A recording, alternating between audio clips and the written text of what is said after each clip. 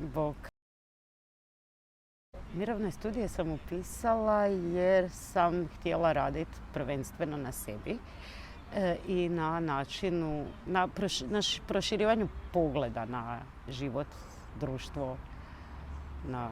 Htjela sam naučiti nešto novo, upoznati nove ljude.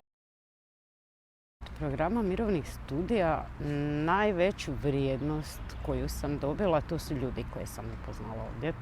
Drugo, sam dobila super drugačije poglede na neke teme koje nisam imala, moram priznati, do nekih trenutaka ovdje, koji su me natjerali razmisliti o nekakvim svojim stavovima i možda ih učiniti manje krutima.